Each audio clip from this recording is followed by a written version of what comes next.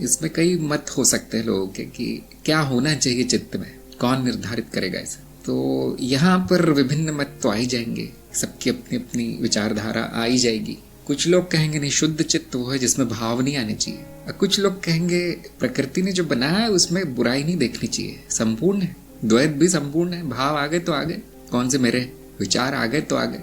यहाँ तक कि अर्थहीन विचार आ रहे हैं या अनावश्यक भावनाएं आ रही, तो यहाँ तो कोई है नहीं जो निर्णय ले पाएगी वो अच्छा है बुरा है।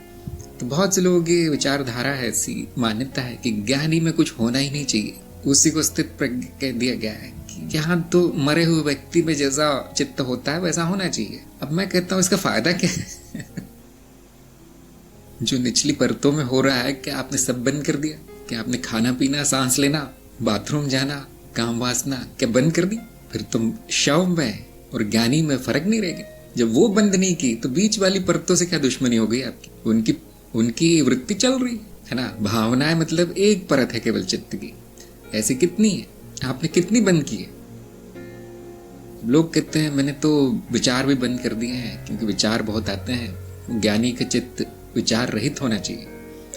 तो मैंने कहा फिर बुद्धि भी बंद कर दो, वो भी तो विचार आधारित। फिर निचली परतों को छोड़ दो लेकिन ऊपरी परतें बंद कर दो सारी, क्योंकि बीज तो वही है। क्या संस्कार समाप्त कर दिया आपने सारा?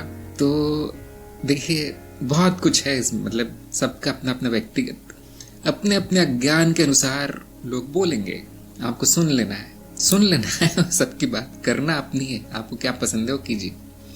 वो ज्ञानी ठीक वो करता है जो उसे ज्ञान बताता है। मेरा ज्ञान क्या बताता है कि जो व्यवस्था की गई है वो जीवन के लिए है। अगर भावनाएं आती तो जीवन से संबंधित है, जीव की, इस सपने से संबंधित है जिसमें वो जीव पड़ा हुआ है, सपने में खेल रहा है, अब वहां जो भी आता है सब ठीक है।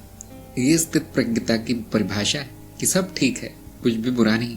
कर्म होते हैं, फल आने चाहिए, बिल्कुल ठीक। कर्म नहीं होते तो भी फल आएंगे, है ना। जिनमें भावनाएं नहीं उठती ऐसा नहीं कि बच जाएगा फलों से, भावना ना होने के कारण उसके फल आएंगे। जैसे आपकी बीवी छोड़ के भाग जाएगी, आप सोच रहे होंगे तो बहुत अच्छा उपयोग है ज्ञान मार्ग का, लेकिन परेशानी में पड़ जाएंगे। मनुष्य को मनुष्य होना है, पत्थर नहीं। स्थित प्रज्ञ का मतलब पत्थर होना नहीं होता। स्थित प्रज्ञ का मतलब होता है जो अनावश्यक है उसे कम से कम करना है। जैसे बहुत से लोग बोलेंगे आप तो गाने वाने सुनते रहते हैं, मैंने देखा पिक्चर देखते रहते हैं, ये तो अनावश्यक है। मैंने कहा वो आपको तय करना है क्या अनावश्यक है आपके लिए। मनोरंजन व्यक्ति के लिए आवश्यक है, जीव के लिए, नहीं तो वो ऐसा मुंह लटका के बैठा रहेगा। उसको थोड़ी सी गतिविधि पसंद है, इधर उधर जाना, घूमना फिरना, खाना पीना, उससे जीव खुश रहता है, संतुष्ट रहता है। उसको आप बोरे में बांध के कम कोने में डाल दो, पटक दो, क्या वो खुश रहेगा? क्या वो सुख और मुक्त महसूस करेगा? बिल्कुल नहीं।